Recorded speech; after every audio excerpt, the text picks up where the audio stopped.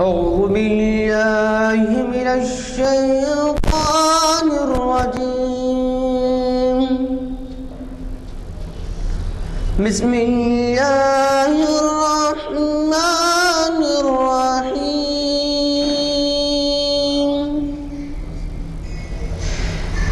يا أيتها النفس المطمئنة ارجعي إلى ربك راضية مرضية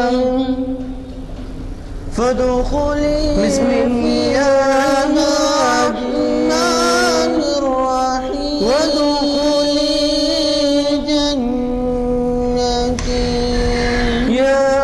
صدق الله النفس المطمئنة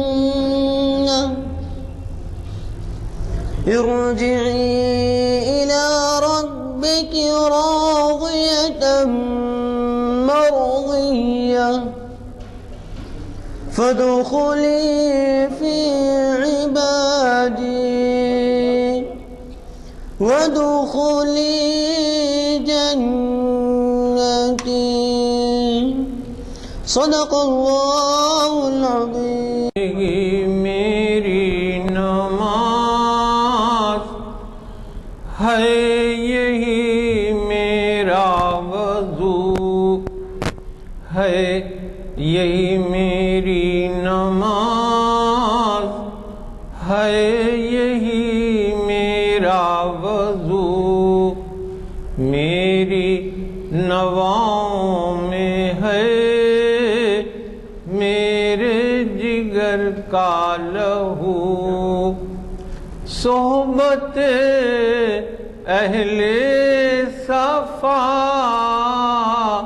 نور و حضور و سرور. سر خوش و پرسوز ہے لالا لب آبجو. سر خوش و پرسوز ہے لالا لب آبجو. میرا نشے من نہیں درگہ میر و وزیر. میرا نشے من بھی تو شاخ نشے من بھی تو. میرا نشے من بھی تو شاخ نشے من بھی تو. پاس اگر تو نہیں شہر ہے ویراں تمام. تو ہے تو آباد ہیں اجڑے ہوئے کاخوں کو. تو ہے تو آباد ہیں اجڑے ہوئے کاخوں کو. چشم کرم ساقیا دیر سے ہیں منتظر. جلوتیوں کے صبح خلوتیوں کے کدو. جلوتیوں کے صبح خلوتیوں کے کدو. پھر وہ شراب کوہن مجھ کو عطا کر کے میں ڈھونڈ رہا ہوں اسے توڑ کے جام و صبح. تیری خدائی سے ہے میرے جنوں کو گلا. اپنے لیے لامکان، میرے لیے چار سو، اپنے لیے لامکان، میرے لیے چار سو، فلسفہ و شعر کی اور حقیقت ہے کیا، حرف تمنا جسے کہہ نہ سکیں روبرو، ہے یہی میری نماز۔ اس کا آج آخری آئٹم ہے محفل اقبال شناسی، جو 792ویں نشست ہے، اور آپ کو پتہ ہے کہ ہم ہمیشہ ایک لینڈ مارک سنگ میل کے طور پہ مناتے ہیں، تو 6-7 محافل رہ گئے ہیں جبکہ ہم 800ویں نشست منائیں گے، اور یہاں اقبال پریمی ایسے تعاون کرتے ہیں کہ وہ بڑے پیمانے پہ ہوتا ہے، اور اچھا پروگرام پہلے ہی دیا جاتا ہے آپ کو۔ ہر مہینہ 4 پروگرام ہوتے ہیں، لہٰذا 2 مہینے میں وہ شاید اپریل کے مہینے میں 800ویں نشست منائی جائے گی۔ آج کا عنوان جیسے کہ آپ واقف ہیں، آدم کی کہانی۔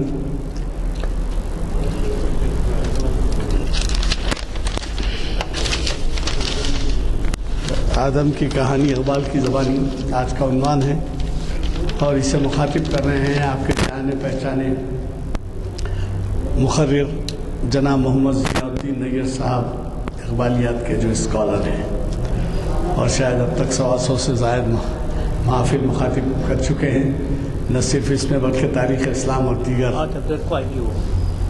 اچھا، وہی اپریل کے پہلے ہفتے میں 800ویں نشست آئے گی۔ خیر، تو آج جو انہوں نے عنوان دیا ہے اس کی موضوعیت کے اعتبار سے ہی ہمارے امتیاز صاحب نے عبدالواحد صاحب کی خودشنان خیرات کے بعد امتیاز الدین صاحب نے جو خالق کائنات کے بارے میں اقبال کا کلام سنایا، اس کے لحاظ سے موضوعیت اب آدم کی ہے، اور یہ آدم کی کہانی قصہ کہانی والی نہیں ہے، بلکہ آدم کی کہانی وہ تمام واقعات جو حقیقت میں ہوئے ہیں، اور اقبال کا اس میں جو تجزیہ ہے وہ اس کو آپ سنیں گے۔ میں ہمارے آج کے مقرر صاحب سے گزارش کروں گا کہ وہ شہ نشین پر تشریف لائیں، اور آپ سے گزارش کروں گا کہ ہمارے نئے اعلامیے 563 نمبر کا اعلامیہ چھپ کے آ گیا ہے، اگر آپ نہ لیے ہوں تو لے لیں، اور 1 سے زائد لیں تاکہ آپ اپنے حلقے میں اس کی تشہیر کر سکیں اور اس کا ثواب کمائیں۔ اگر آپ نہ آئیں اور آپ کی وجہ سے کوئی آ جاتا ہے تو یقینی اس کا ثواب بھی آپ کو ملتا ہے۔ اور پھر بعض مساجد سے شکایتیں آتی ہیں کہ صاحب اب کے آپ کا نہیں پروگرام لگا، تو دیکھیے، اگر کوشش کریے۔ میں ہمیشہ سے کہتا آیا ہوں کہ صاحب گھر بار چھوڑ کر لوگ تبلیغ کے لیے نکل جاتے ہیں، اور یہ اقبال کا کلام کوئی کوہ ہمالیہ کے بارے میں یا جنوب کے بارے میں یا فلاں چیز کے بارے میں نہیں ہے، یا سارے جہاں سے اچھا ہندوستان ہمارا، بلکہ یہ قرآن، حدیث اور تاریخ اسلام کے بارے میں۔ تو آپ جہاں کہیں بھی اس کو پہنچائیں گے تو ظاہر ہے کہ ایک تبلیغ کا وہ بھی ایک جز رہے گا۔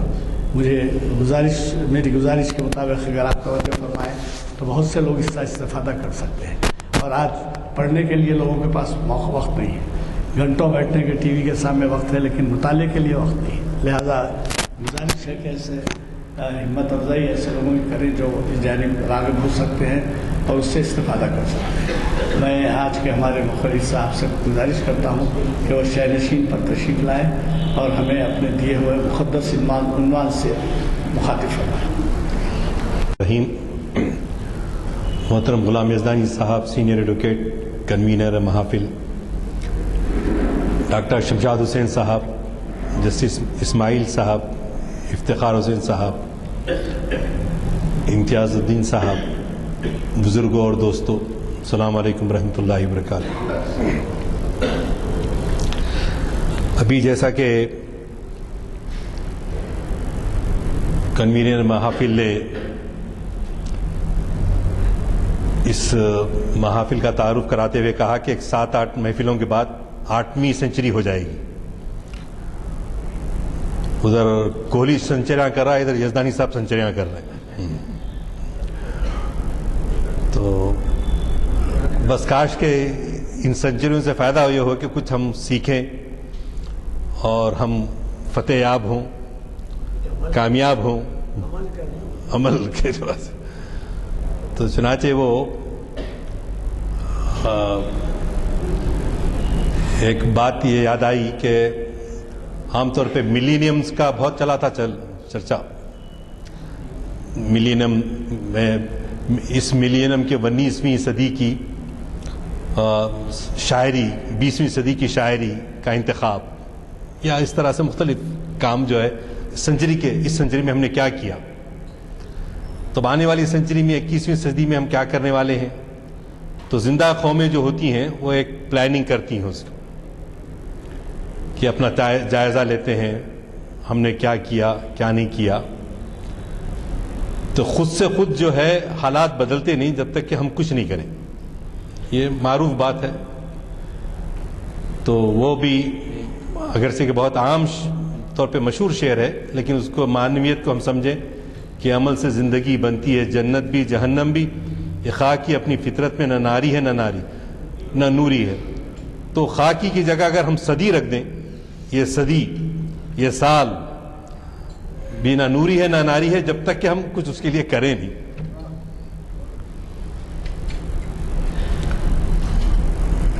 ہمارے دوست ایک کرسی بس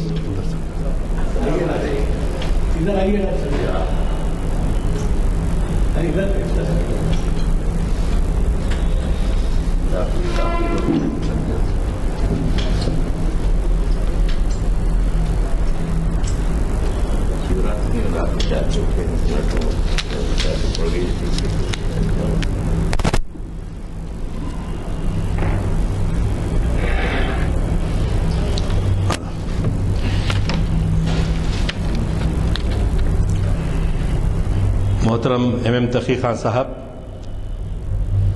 کی تشریف آوری سے محفل اور اس کے رونق میں اضافہ ہو جاتا ہے, لیکن مقرر کا امتحان ہو جاتا ہے کہ ایسے اسٹائلورڈز اور قابل شخصیتوں کے موجودگی میں زبان کھولنا, یہ ان لوگوں کی محبت ہے کہ ہم جو ہے ہم جیسے کم علم لوگوں کو سننے کے لیے بھی جو ہے زحمت گوارا کرتے ہیں.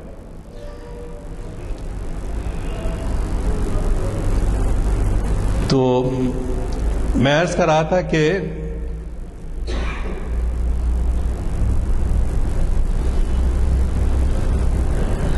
اکبر الہ آبادی کی ایک ربائی ہے کہ منصور نے کہا خدا ہوں میں, ڈارون بولے بوزینہ ہوں میں, ہنس کے کہنے لگے میرے ایک دوست فکر ہر کس بقدر ہمت اوست. ڈارون کی تھیوری سے معلوم ہے کہ انسان جو ہے جن مراحل سے گزرا, بندر تھا اور کیا کیا ہوا, اور منصور نے اس کو لے جا کے پہنچایا کہ بھئی خدا ہوں میں, خدائی کا دعویٰ کر دیا. تو میرے ایک دوست ہنس کے کہنے لگے کہ ہر ایک کی سوچ اور معیار ہے کہ کوئی اتنی پستیوں میں گر جاتا ہے, کوئی اتنی بلندیوں میں کھو جاتا ہے. تو اسی طرح ہندوازم میں یہ تھا کہ پرانے جنم کے ایسے گناہ ہیں جس کو بھگتنے کے لیے, جس سے دھلنے کے لیے اس دنیا میں بھیجے جاتے ہیں. اس کائنات میں ان کو بھیجا گیا اس لیے ہے کہ پہلے جنم میں انہوں نے جو غلطیاں کی وہ کی, اس کو ایک قید خانہ ہے دنیا گویا. اور کرسچینٹی کا اب بھی آپ کو معلوم ہے کہ کرسچینٹی میں یہ ہے کہ ماں حوا اور بابا آدم نے جو گناہ کیا اس کے جواب دہی کے لیے جو ہے ہم جو ہے کرسچن جو ہے دنیا میں آتے ہیں. کنفیشن کہ پیدائشی گناہگار ہے, پیدائشی گناہگار ہے. اور تیسرا بدھ مت میں یہ ہے کہ اپنے آپ کو اپنی نفی کرنا اپنی ذات کی. ہم کچھ بھی نہیں ہیں، حقیر ہے. گویا ترک آرزو، کوئی آرزو کوئی تمنا دنیا میں نہیں ہے بس. تو یہ فلسفے تھے مشہور 3-4 جو نقطہ نظر تھے پائے جاتے تھے. لیکن قرآن مجید آیا، آ کے اس نے اعلان کیا لقد کرمنا بنی آدم، ہم نے انسان کو تکریم بخشی، مکرم کیا، عزت دی اس کو، انسان کو. ایک کتنا پہلے کے نقاط نظر میں اور اسلام کا انقلابی نقطہ نظر جو قرآن پاک کا ہے کہ کتنی بڑی تبدیلی آئی. آپ دیکھیے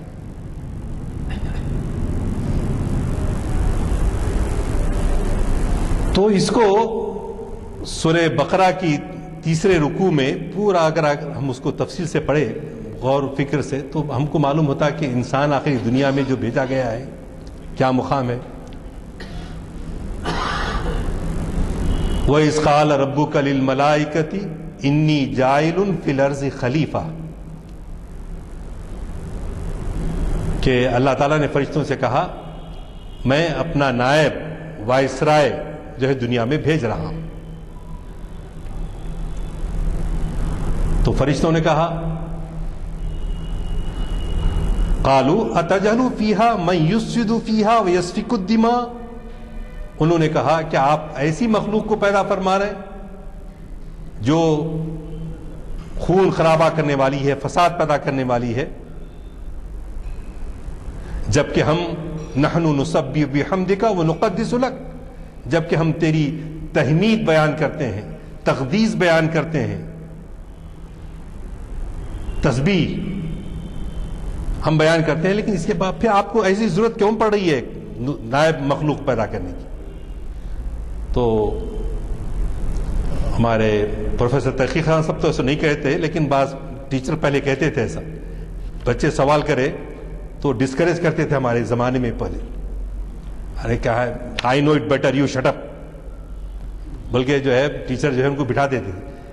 لیکن آپ جیسے لوگ تخلیقی صلاحیتوں کو اجاگر کرنے کے لیے کوسچن آنسر برابر ہوتا تھا، اس کا جواب دیتے تھے، انکریج کرتے تھے. لیکن ہمارے دینی مدرسوں میں نہیں ہوتا. وہ اٹھا میں مدرسہ و خانخواہ سے نمناک، نہ زندگی، نہ محبت، نہ معرفت، نہ نگاہ.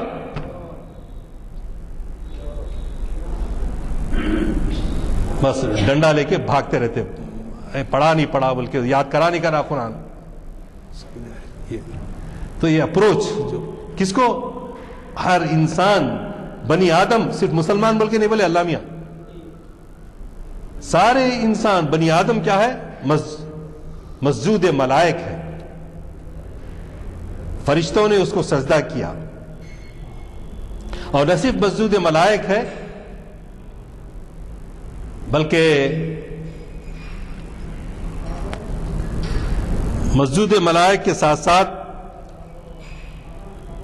وہ مخدوم خلائق ہے. جتنی تخلیقات ہوئی ہیں، جتنی مخلوقات پائی جاتی ہیں، ان کے لیے کیا ہے؟ وہ مخدوم ہے. تھوڑی دیر کے لیے اس دنیا میں تصور کیا جائے کہ ہم پورے انسان مائنس انسان کر دیے. تو یہ منظر پہلے بھی تھا اس زمانے میں بھی، جب اللہ تعالیٰ انسان کو پیدا کر رہا تھا. قرآن میں آتا ہے، قرآن ہی نے سب سے پہلے بتایا کہ انسان کو اللہ نے واجب التکریم بنایا. چونکہ اقبال قرآن مجید کے شارح ہیں، اس لیے اقبال کے کلام میں بھی آپ کو انسان کے بارے میں شروع سے لے کے آخر تک بہت ملتا. شبیر صاحب بہت فون کر کے عنوان دیو، کچھ تو بھی بولو، بڑا مشکل ہو جاتا ہے بعض اوقات. ایک دم آ گیا بول دیے. اب جب پڑھنے بیٹھے تو معلوم ہو رہا ہے کہ کتاب ہوتی اس کے اوپر. ایسا ہے اقبال کے کلام میں انسان کے بارے میں اتنا کچھ لکھا گیا ہے، پھر آپ کو آدھے گھنٹے میں 40 منٹ میں بولنا بھی ہے. تو ایک تو ایسا عنوان مانگا، پھر اس میں کہنے کا مقصد یہ ہے کہ بہت جو ہے علامہ اقبال کے کلام میں انسان کا ذکر بہت ہے. اور خود قرآن میں انسان کا ذکر ہے. ذکرکم، تمہارا ذکر اس میں ہے، یہ الفاظ آئے قرآن. تو خدا تھوڑی دیر کے تصور میں لائیے کہ کوئی شے وجود میں نہیں تھی، کسی شے کا کوئی وجود نہیں پایا جاتا تھا، خدا تعالیٰ کی ذات تھی. ہر تصور اپنی نمود کے لیے بے چین تھا، ہر حقیقت لباس مجاز میں آنے کے لیے بے چین تھی. اسی لیے اقبال نے کہا سہانی نمود جہاں کی گھڑی تھی، سہانی نمود جہاں کی گھڑی تھی، تبسم فشاں زندگی کی کلی تھی. کہیں مہر کو تاج زر مل رہا تھا، عطا چاند کو چاندنی ہو رہی تھی. سیاہ پیرہن شام کو دے رہے تھے، ستاروں کی تعلیم تابندگی تھی. فرشتے سکھاتے تھے شبنم کو رونا، ہنسی گل کو پہلے پہل آ رہی تھی. کائنات کی تنہائی اور غمگینی جو ہے، بے نوری، بے سوزی، بے کیفی کی جو کیفیت انسان نہیں ہے، ایک کائنات ہے اور اللہ میاں اکیلے ہیں. تو وہاں اس کو اقبال نے بہت اچھا اس کی منظر کشی کی ہے. عروس شب کی زلفیں تھیں ابھی نہ آشنا خم سے، عروس شب کی زلفیں تھیں ابھی نہ آشنا خم سے. ستارے آسماں کے بے خبر تھے لذت رم سے. قمر اپنے لباس نو میں بیگانہ سا لگتا تھا، قمر اپنے لباس میں بیگانہ سا لگتا تھا. نہ تھا واقف ابھی گردش کے آئین مسلم سے، ابھی امکان کے ظلمت خانے سے ابری تھی دنیا. مذاق زندگی پوشیدہ تھا پہنائے عالم سے. ایسے میں اللہ تعالیٰ نے انسان کو جو ہے کائنات بنائی. اب کائنات میں آپ اندازہ لگائیے، سورج ہے اپنے وقت پہ نکل رہا ہے، غروب ہو رہا ہے، زمین اس کے اطراف گھوم رہی ہے، پورے ستارے ہیں. جو حضرت ابراہیم علیہ السلام جو رات میں لیٹے ہوئے جو نظارہ کیا تھا 7ویں پارے میں آپ پڑھے ہوں گے جی، تو ستاروں کا نظارہ کیا آپ نے. میں غروب ہونے والوں کو سے محبت نہیں کرتا، لا یحب العافلین کے الفاظ آئے وہاں پر. اسی طرح چاند کو دیکھا، چاند ستارے سے بڑا چاند ہے، پھر چاند سے بڑا سورج ہے، سب ڈوبنے والے ہیں. تو بولے انی وجہت وجہی للذی فطر السماوات والارض حنیفا وما انا من المشرکین. سب کا انکار کر کے جو ہے آخر میں بولے کہ نہیں، ایک بنانے والا ہے جس کو کوئی غروب نہیں ہے، جو غروب نہیں ہو سکتا، جو ہمیشہ قائم رہے گا. تو یہ ایسی کائنات جب تھی دنیا میں، تو ایسا بتائیے اس سے کوئی نہ فیضیاب ہو رہا ہے، کوئی فائدہ اٹھا رہا ہے، کچھ نہیں. ایسے میں اللہ میاں انسان کو پیدا کرنے کا منصوبہ بنائے اور فرشتوں سے کہا میں ایسی مخلوقوں بھیج رہا ہوں. تو اقبال نے ہی ایک مشہور مصرع کسی فلم میں بھی آیا شاید، یہ نہ تو زمین کے لیے ہے نہ آسماں کے لیے، جہاں ہے تیرے لیے تو نہیں جہاں کے لیے. اے انسان تو جہاں کے لیے نہیں ہے، بلکہ سارا جہاں جو ہے تیری خدمت کے لیے پیدا کیا گیا ہے جی. تو اسی طرح کیا ہوا، تو سارے خلائق کا مقصود ہے انسان. تو انسان کا مرتبہ کوئی معمولی چیز نہیں ہے، بولنا ہی ہے، انسان بہت بڑے مقام پہ ہے. لقد خلقنا الانسان فی احسن تقویم. اللہ تعالیٰ بہترین اندازے پہ انسان کو پیدا کیا، لیکن انسان کیا کرتا ہے، ثم رددناہ اسفل سافلین، اسفل سافلین میں ڈال دیتا ہے. اور ہم اپنی مقام کو پہچاننے کے بجائے، اردو بھی کوئی 600-700 سال پرانی زبان ہے، کوئی کلاسیکل لینگویج نہیں ہے. فارسی تھی، فارسی کے میں جو شاعری تھی اسی کے اثرات اردو پہ بھی پڑے. لیکن ہم اس میں دیکھتے ہیں کہ بہت ہی عز و انکسار ہماری اس تہذیب کے اندر. خط لکھتے تو پہلے کیا لکھتے تھے، احقر العباد، اور احقر یا غلامان بھی کہیں لکھتے تھے، سنا میں، پڑھا تو نہیں، خاکسار بول کے لکھتے. تو ایک تو بالکل اتنی انکساری، اور دوسرا جو ہے مغربی تہذیب کا جو ہے انداز. لیکن ہم کو صحیح اسلامی تہذیب کا منظر کہاں ملتا ہے؟ میں غور کیا تو مجھے لگا کعبے کے طواف کے وقت ملتا ہے.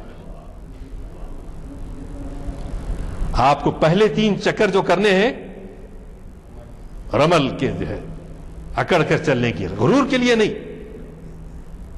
کافروں پہ روب ڈالنے کے لیے، اور اپنی جو ہے بالکل نہیں بھی میں تو وہ بدھا کی تعلیمات چاہوں، بولے ایسا دکھتا، بدھ مت کے فالوور دکھتے، بالکل کوئی آرزو نہیں.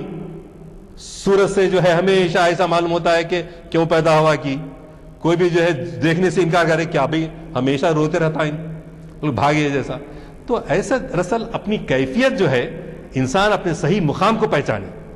خودی کا جو بار بار اقبال نے اپنے فلسفے میں، اپنے کلام میں جو زور دیا ہے اس بات کا، اپنے آپ کو پہچانے، نہ مغرور نہ گھمنڈی جی ایسا ہو رویہ، اور نہ یہ ہو کہ بالکل آپ احقر العباد بنے ہوئے خاکسار، بالکل خاکسار تحریک معلوم ہو رہی ہے پوری اس سے، ویسا نہیں، بلکہ اعتدال طبیعت کے اندر ہو.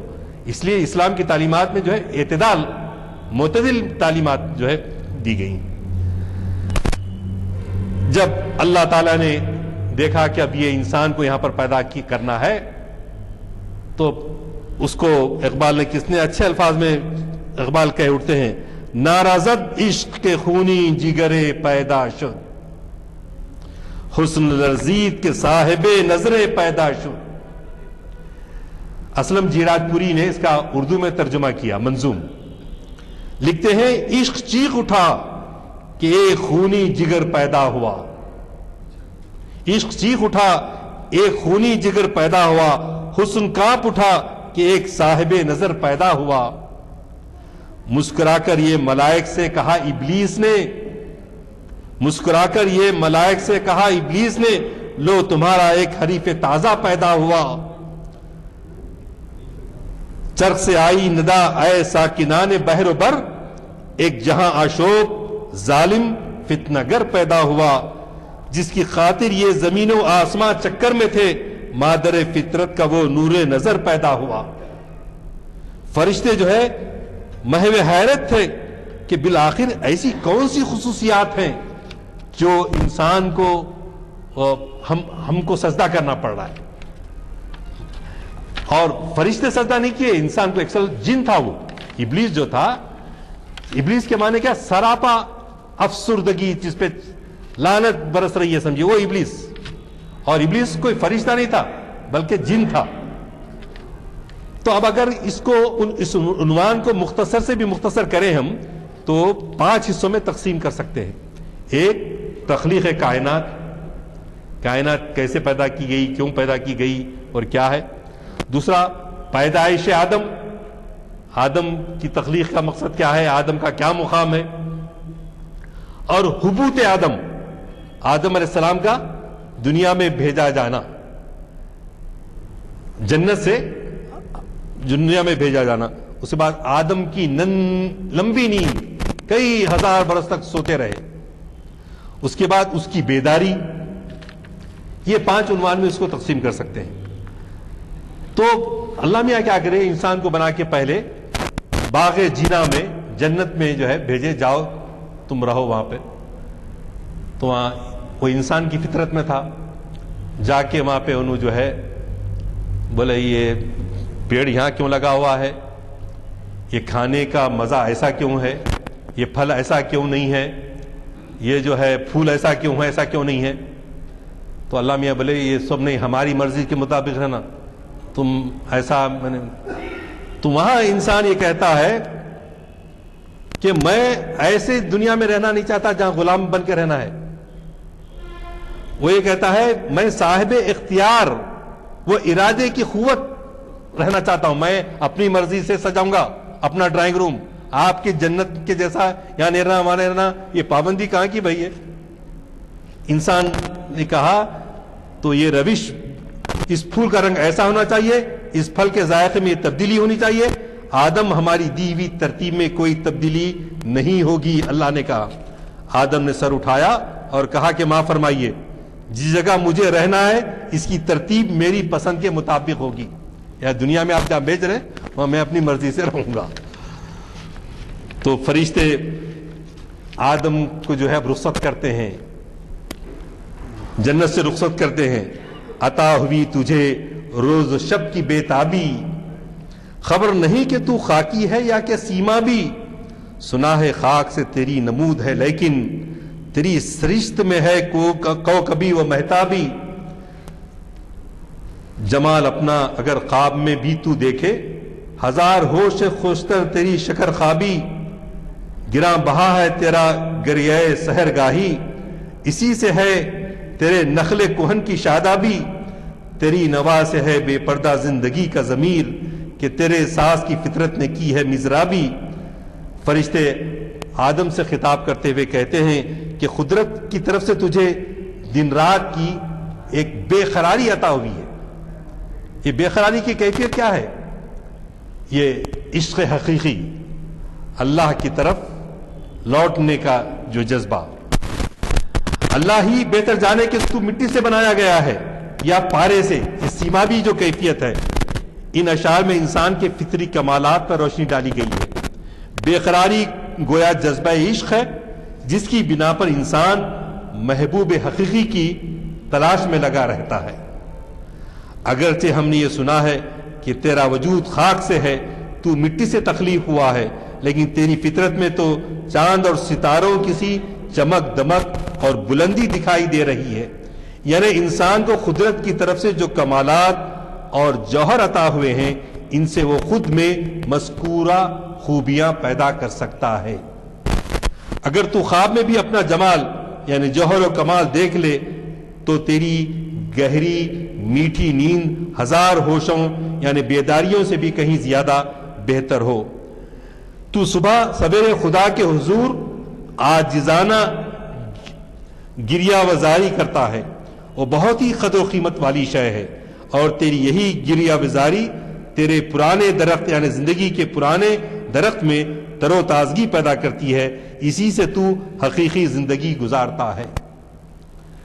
چنانچہ اگرچہ کہ بہت زیادہ ریلیونٹ نہیں ہے، لیکن میں ایک اسکول گیا، ایسی ہم اردو میڈیم اسکول گاؤں گاؤں جاتے ہیں، تو ایک لڑکی سے میں نے پوچھا کہ تمہارا شیڈول کیا ہے، تم صبح سے شام تک کیا کرتی ہو؟ تو لڑکی نے کہا میں صبح کے 4 بجے اٹھتی ہوں. سرما کے دن تھے، مجھے بڑا تعجب ہوا کہ بھئی صبح 4 بجے اٹھ کے کیا کرتے؟ تو لڑکی 10th کلاس کی تھی، اس نے کہا میں تہجد کی نماز پڑھتی ہوں اور قرآن کا مطالعہ کرتی ہوں 10 منٹ 15 منٹ، اس کے بعد اسکول کی کتابوں کا اعادہ کرتی ہوں، ریویژن کرتی ہوں. تو یہ مثال میں مختلف اسکولوں میں جا کے دیتا رہا. تو یہاں بھی اقبال کا یہ پیام ہے کہ کیا گراں بہا ہے تیرا گریہ سحر گاہی، اسی سے ہے تیرے نخل کوہن کی شادابی. تو یہ اللہ سے جو ربط رکھنے کی بات ہے. اب وہاں سے رخصت کیے فرشتے، اب زمین کی روح آدم کا استقبال کرتی ہے. کھول آنکھ زمین دیکھ، فلک دیکھ، فضا دیکھ، مشرق سے ابھرتے ہوئے سورج کو ذرا دیکھ، اس جلوہ بے پردہ کو پردوں میں چھپا دیکھ، ایام جدائی کے ستم دیکھ، جفا دیکھ، بےتاب نہ ہو مارے کے بیم و رجا دیکھ، ہے تیرے تصرف میں یہ بادل یہ گھٹائیں، یہ گنبد افلاک یہ خاموش فضائیں، یہ صحرا یہ سمندر یہ ہوائیں، کی پیش نظر کل تو فرشتوں کی ادائیں، آئینہ ایام میں آج اپنی ادا دیکھ، سمجھے گا زمانہ تیری آنکھوں کے اشارے، دیکھیں گے تجھے دور سے گردوں کے ستارے، ناپید تیرے بحر تخیل کے کنارے، پہنچیں گے فلک تک تیری آہوں کے شرارے، تعمیر خودی کر اثر آہ رسا دیکھ، خورشید جہاں تاب کی ضو تیرے شرر میں، آباد ہے ایک تازہ جہاں تیرے ہنر میں، جستے نہیں بخشے ہوئے فردوس نظر میں، جنت تیری پناہ ہے تیرے خون جگر میں، اے پیکر گل کوشش پہم کی جزا دیکھ. تو یہ ان اشعار کے اندر روح ارضی جو آدم کا استقبال کرتی ہے. تو اب یہاں معلوم ہوتا ہے کہ انسان مخدوم خلائق کیوں ہے. یعنی انسان جو ہے جیسا اللہ میاں جنت سے ان کو بھیجے اور جنت میں اللہ میاں بولے کہ آپ کی مرضی نہیں چلیں گے تو انسان بولا میں دنیا میں جا کے اپنی مرضی سے رہوں گا. تو اب یہاں دیکھیے آپ کتنی تبدیلیاں انسان لے آیا. جو سائنس جہاں تک اس کی تاریخ ہم کو یاد ہے دیکھتے ہیں کہ سمندر کے سینے پر جو ہے انسان کیسے جو ہے کشتی چلاتا ہے, جہاز دوڑاتا ہے, ہوا بسائے بسیط میں کس طرح سے جو ہے آواز سے تیز طیارے گھومتے ہیں. جی یہ انسان جو انقلاب لے آیا ہے تو یہ سب صلاحیتیں کس نے دی؟ پہلے جب آیا تو وہ پریشان ہو گیا. حابل و قابل کا قصہ, انہیں بھائیوں میں اختلاف ہوا, ایک قتل کر دیا.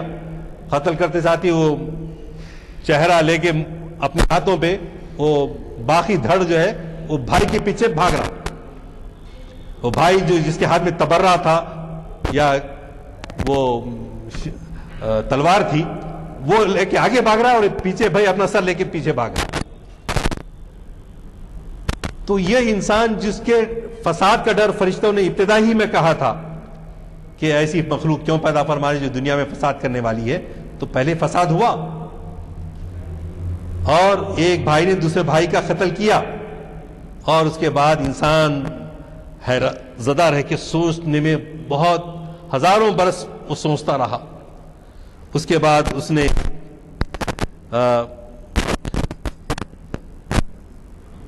ذرا اس مخلوق کو سامنے لائیے جسے تسبیح و تقدیس سے فرصت نہیں, یعنی فرشتوں کو. اور انسان یہ برا دیکھیے میں تو کیا کیا میں نے, قصوروار غریب الدیار ہوں لیکن تیرا خرابہ فرشتے نہ کر سکے آباد. تیرے خرابے کو تو میں بہتر کیا. انسان کہہ رہا ہے کہ میں نے یہ پوری دنیا کا جو خرابہ تھا اس کو اس کے حسن کو نکھارا, اس کو ایک سلیقہ دیا, جبکہ تیرے فرشتے جو ہمیشہ تسبیح و تقدیس کرتے رہتے ہیں انہوں نے کچھ نہیں کیا. میری جفا طلبی کو دعائیں دیتا ہے وہ دشت سادہ, وہ تیرا جہان بے بنیاد, مقام شوق تیرے خوشیوں کے بس کا نہیں انہی کا کام ہے کہ جن کے حوصلے ہیں زیاد. یہ فرشتے جو صرف تسبیح کرتے بیٹھے ہیں وہ صرف تسبیح بیان کرتے رہتے ہیں, لیکن مجھے جو کیفیت کو صلاحیت عطا کی ہے میں نے اس میں ایک انقلاب پیدا کیا ہے. یہ تبدیلیاں تو وہ ہیں جو صرف مٹی اور پانی کی دنیا میں تیرے ہاتھوں نمودار ہوئی ہیں, لیکن ان سے کہیں اہم وہ نقوش و آثار جو دنیا فکر و جہان تصورات میں میری انسان کی کائش سے صورت پذیر ہوتے ہیں. تو دن گزرتے گئے, اسی کو میں چونکہ وقت کی کمی کی وجہ سے اس اقتباس کو آپ کو پڑھ کے سنانا چاہوں گا. دن گزرتے گئے, آدم اپنے ہنگاموں میں سرگرم عمل رہا. ایک دن اس کے 2 بیٹے کھیت میں کام کر رہے تھے. ایک کی کسی بات پر دوسرے کو تاؤ آ گیا. یہ تھا ذرا زور آور اٹھا اور اسی کے تیر سے اس کا گلا کاٹ دیا. کھیت پر دور دور تک سرخ خون کے چھینٹے بکھر گئے. اس نے اس سے پہلے کبھی سرخ رنگ کے چھینٹے نہیں دیکھے تھے. وہ گھبرا گیا, اس کی سمجھ میں نہیں آتا تھا کہ یہ کیا ہو گیا. وہ دیوانوار بھاگ کھڑا ہوا.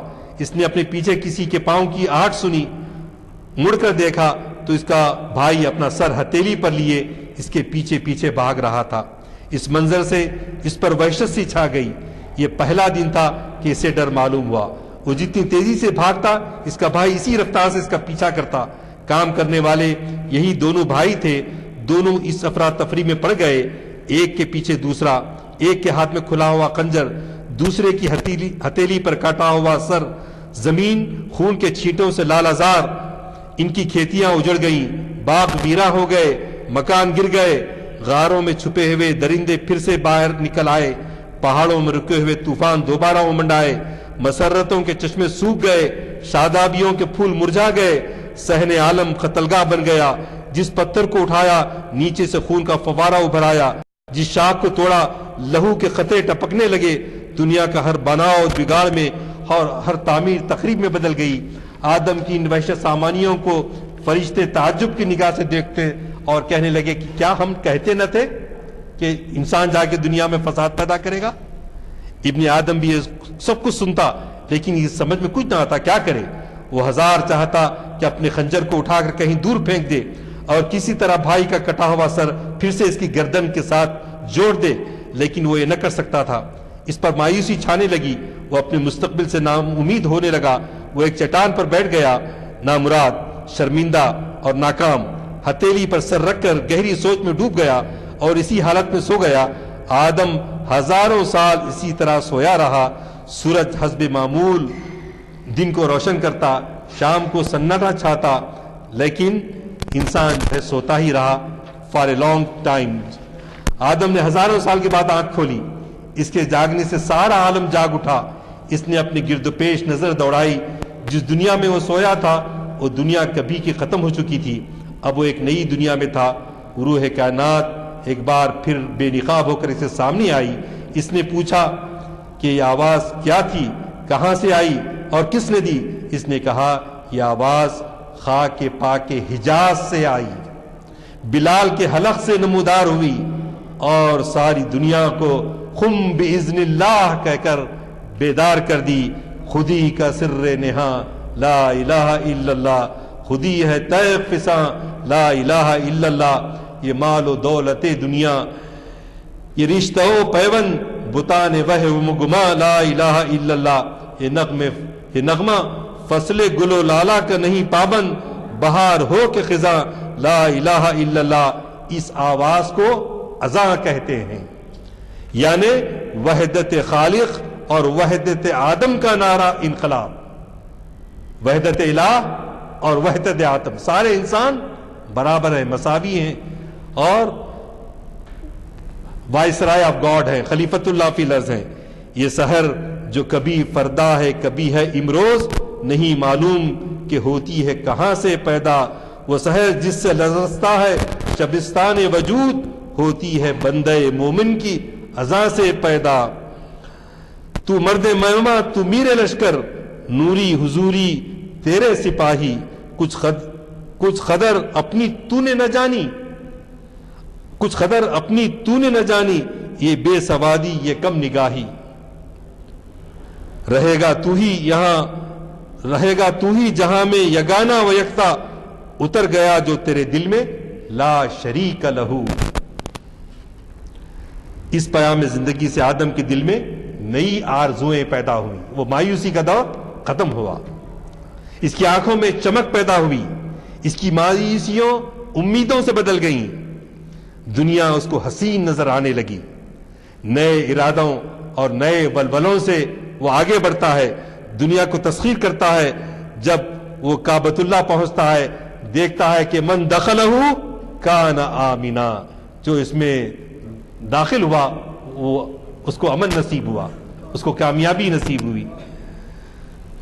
تو یہ انسان جو ہے، اس پہ بہت سارے اشعار میں نے کوٹ کیے تھے، لیکن بہرحال وقت کی کوئی اندازہ کر سکتا ہے۔ جی 6-10 تو ہو گئے۔ اچھا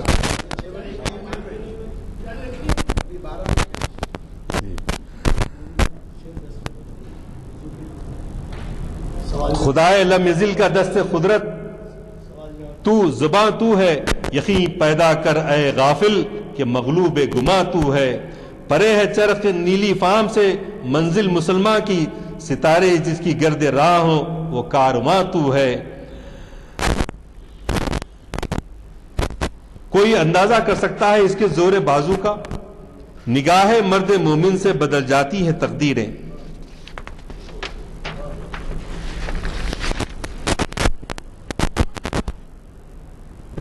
اور اس کی شرائط میں ایک شرط یہ بھی ہے، ایک پہلو، کہ رزق حلال، عقل حلال کے لیے جس نے یہ سب کچھ کیا ہے، ملکیت کا حق اس کا ہے۔ یہ پانی برسانا، یہ کھیتیوں کا لہلانا، یہ اللہ میاں کا جو نظام، کونپلیں جو ہے زمین کے اسٹم سے اوپر آتی ہیں، اسٹم کے نیچے وہ جڑ ہوتی ہے، یعنی وہ اس کو حکم کون دے رہا ہے؟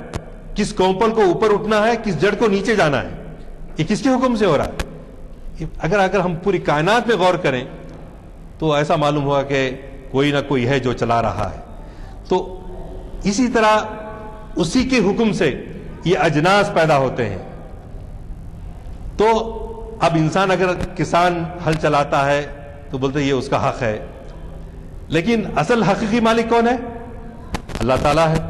اسی لیے وہ کہتا ہے پالتا ہے بیج کو مٹی کی تاریکی میں کون، پالتا ہے بیج کو مٹی کی تاریکی میں کون، کون دریاؤں کی موجوں سے اٹھاتا ہے سحاب، کون لایا کھینچ کر پچھم سے باد سازگار، خاک کس کی ہے کس کا ہے یہ نور آفتاب، کس نے بھر دی موتیوں سے خوشہ گندم کی جیب، موسموں کو کس نے سکھلائی ہے خون انقلاب، خوئے انقلاب، جس نے یہ سب کچھ کیا ہے ملکیت اسی کا حق ہے، وہی مالک ہے.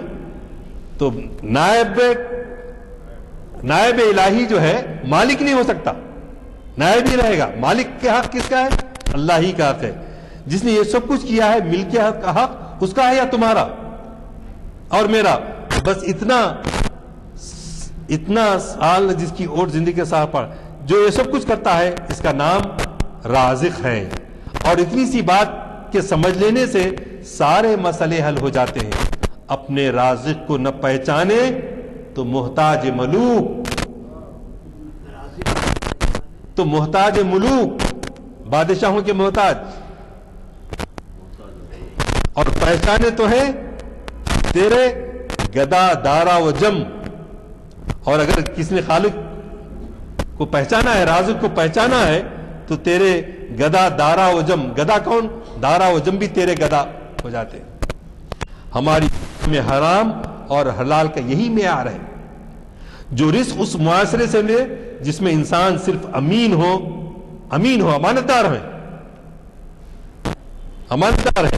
وہ رزق حلال. اور جس میں رزق انسانیوں کی ملکیت قرار پائے اور اس طرح اس کی نسبت غیر اللہ کی طرف ہو جائے، وہ رزق حرام. تم یہاں جس قدر قوت و توانائی اور طاقت پرواز و ابرومندی دیکھ رہے ہو، سب رزق حلال کی بدولت ہے. اگر رزق حلال نہیں ہے تو محتاج ملوک بھی ہو جاتے. پھر کچھ علم و حکمت زائد از نان حلال، عشق و رقت آید از نان حلال. زندگی جز لذت پرواز نیست، زندگی جز لذت پرواز نیست، آشیاں با فطرت او ساز نیست. اے طائر لاہوتی اس رزق سے موت اچھی، جس رزق سے آتی ہو پرواز میں کوتاہی. سروری زیبا فقط اس ذات بے ہمتا کو ہے، حکمراں ہے کہ وہی باقی بتان آزری. چیست قرآن، ہمیں خدا کی طرف سے ایک کتاب ملی ہے جس میں نظام زندگی کے لیے محکم اور غیر متبدل اصول درج ہیں. اس کا نام قرآن ہے. اس لفظ کے ساتھ ہی اس کی آنکھوں میں، انسان کی آنکھوں میں چمک آتی ہے اور چہرے پر تمتماہٹ آتی ہے.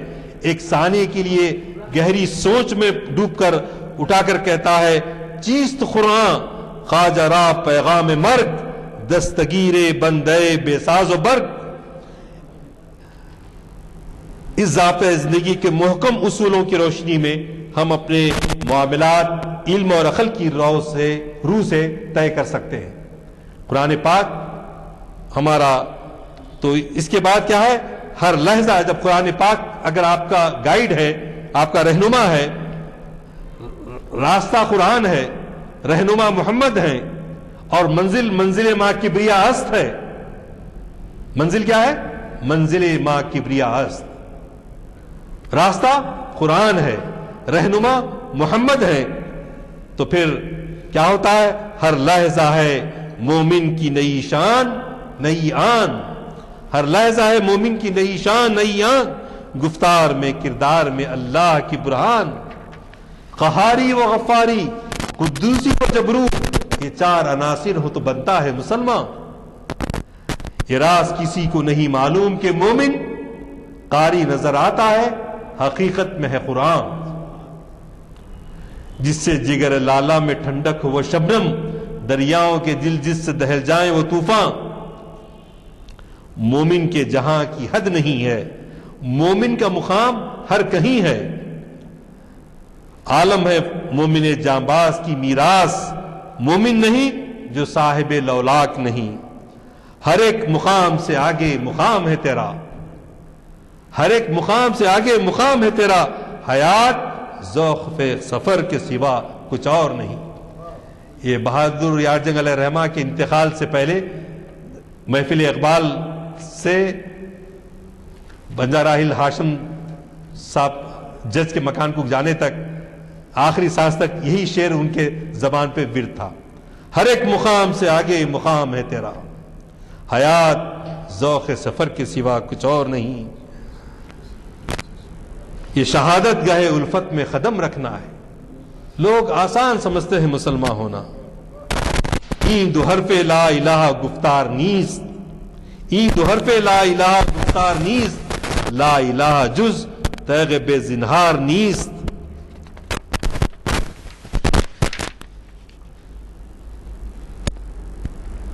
شہری ہو دیہاتی ہو مسلمان ہے سادہ، شہری ہو دیہاتی ہو مسلمان ہے سادہ، مانند بتاں پستے ہیں کعبے کے برہمن، نذرانہ نہیں سود ہے پیران حرم کا، نذرانہ نہیں سود ہے پیران حرم کا، ہر خرقہ سالوس کے اندر ہے مہاجن، میراث میں آئی ہے انہیں مسند ارشاد،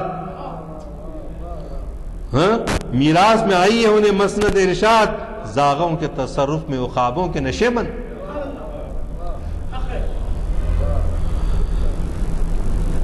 کیوں خالق و مخلوق میں حائل رہے پردے، کیوں خالق و مخلوق میں حائل رہے پردے، پیران کلیسا کو کلیسا سے اٹھا دو۔ وہ ان کے پاس ہے، یہاں تو ہر آدمی امام بن سکتا، یا ضروری نہیں ہے کہ فلاں صحابی وہ بنیں گے، بلکہ کیوں خالق و مخلوق میں حائل رہے پردے، پیران کلیسا کو کلیسا سے اٹھا دو۔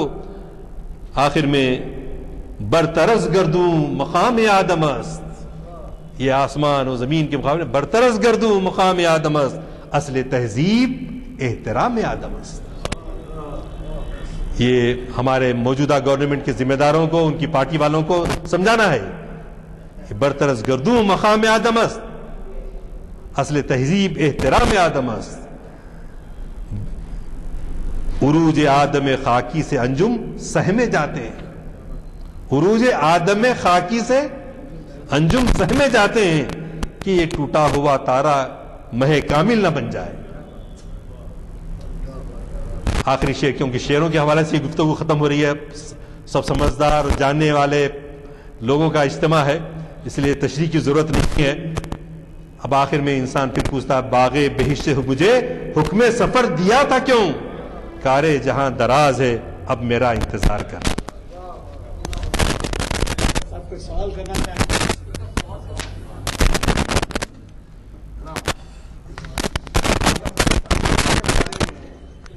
موضوع سے ہٹ گیا، عنوان جو تھا آدم کی تخلیق، اور جا کر مومن مسلمان یا حرام حلال یا اس قسم سے لگا عنوان سے بالکل ہٹ گئے۔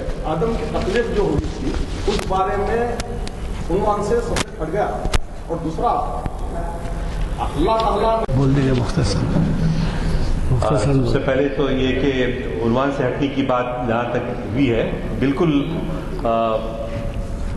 ہاں اس کو محدود کر کے اس کو پہلے حصے کو میں طویل کر سکتا تھا، لیکن چونکہ انسان کے بعد ایک مثالی اگر انسان بن سکتا ہے تو اس کا انجام کیا ہوتا ہے اس کی طرف میں شاید میں بہت زیادہ ایمفسائز کر گیا۔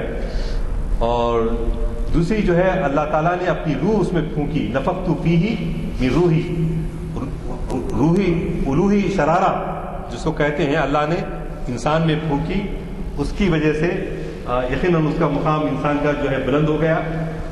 نفخت فیہ روحی، اور قرآن میں 2-3 جگہوں پہ اس کا ذکر آیا ہے، اور سورہ احزاب کی آخری رکوع کا جو آپ ذکر کر رہے ہیں کہ امانت کا جو تصور ہے اس پہ بھی جو ہے وہ قرآن پاک کی جو آیتیں ہیں کہ انسان اس امانت کے بار کو جو پہاڑوں نے اس کو لینے سے انکار کر دیا، لیکن انسان کانا ظلوماً جہولا، وہ ظالم ہے اپنے اوپر اور وہ جاہل ہے، اس نے اس ذمہ داری کو قبول کی۔ ہم کو کئی وقت ایسا ہوتا ہے، کم سے کم میں اپنا جائزہ لیتے رہتا ہوں کہ بہت سارے ہم لوگ کمٹمنٹ کرتے رہتے ہیں کہ بھائی فلاں جگہ تقریر کرنے، ارے نہیں بھائی نہیں آئیے آپ۔ اب وہ وعدے جب کر لیتے رہتے ہیں تو اس کو نبھانا بہت مشکل ہو جاتا ہے۔ تو یہ ذمہ داریاں انسان جو ہے بہت لیتے رہتا ہے، قبول کرتا ہے، وہ ظلوماً جہولا والی بات ہے کہ جس کو نبھا نہیں سکتا وہ، لیکن مجبوریوں سے بھی ہوتا ہے۔ میرے حد تک تو کم سے کم مجبوری اس کو، تو کہنا یہ ہے کہ انسان ان معنی میں ظالم و جاہل ہے کہ اس کو اندازہ نہیں تھا کہ بار امانت جو ہے کوئی معمولی چیز نہیں ہے، بار امانت اٹھانے پر ہی وہ پھر خلیفۃ اللہ فی الارض بنتا ہے۔ ٹھیک ہے سر، وقت کی کمی کی وجہ سے میں مختصر میں نے آپ کا جواب دیا ہے، اس کی تفصیلی انشاءاللہ گفتگو انشاءاللہ لائیے۔